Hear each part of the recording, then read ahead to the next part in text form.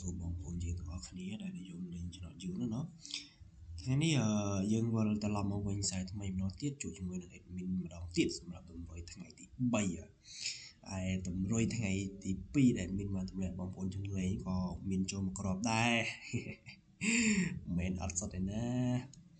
admin បានឲ្យបងប្អូនយើងលេងជា47739172នេះ admin បង្ហាញបងប្អូនយើងមើលបន្តិចណាគឺ91មានដាក់មកគឺចូលមកក្របដែរ3មានឲ្យ4គ្រាប់ចូលមកក្របដែរហើយចំណុច3លេខ3លេខមានឲ្យស៊ីឆ្ងាយមែនទែន3លេខគឺអត់មានគៀកទេ3លេខហើយខ្ទង់អូស admin តាមចិត្តអត់មកចិត្តសោះតែម្ដងខ្ទង់អូស admin ចាំមើលផែ admin អត់ចោលចិត្តទេទៅតាមបែរចិត្តព្រោះខាងឃើញមកយូរហើយចិត្តឥឡូវកុំឲ្យអូសពេលវេលាយូរ admin ក៏សូមសំណូមពរបងប្អូនយើងកុំភ្លេចជួយ subscribe និង like វីដេអូនេះឲ្យ admin មួយផងដើម្បីឲ្យ admin មានកម្លាំងចិត្តក្នុងការធ្វើវីដេអូឲ្យតម្រុយចាក់ជូនបងប្អូនយើងលេងកម្សាន្តដែលក៏ថ្លៃបន្តទៀតណាឥឡូវយើងចូលទៅកាន់តម្រុយថ្ងៃទី3យើងតែម្ដងឥឡូវ admin សូមបិទលទ្ធផល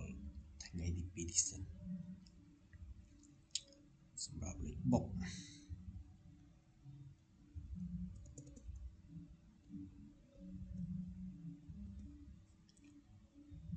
53 72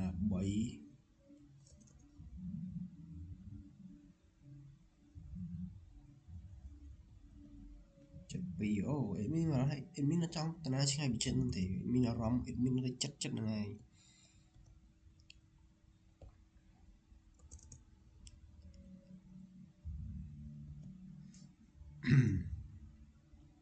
នេះគឺជាលេខបុកដែល admin ដាក់បងប្អូនលេងកម្សាន្តសម្រាប់តម្រុយថ្ងៃទី3យើងនេះណាឥឡូវចូលទៅ3លេខ admin ថា3លេខ admin ដូចមិនទៀត admin តម្រុយ3លេខ admin គឺអត់ដែរមកសោះតែមក admin ស្រឡាញ់544ហើយសម្រាប់លេខអូស admin អត់ចោលដែរ admin នៅចិត្តដែរលេខអូសគ្មានអ្វីមកកែប្រែចិត្ត admin បានទេ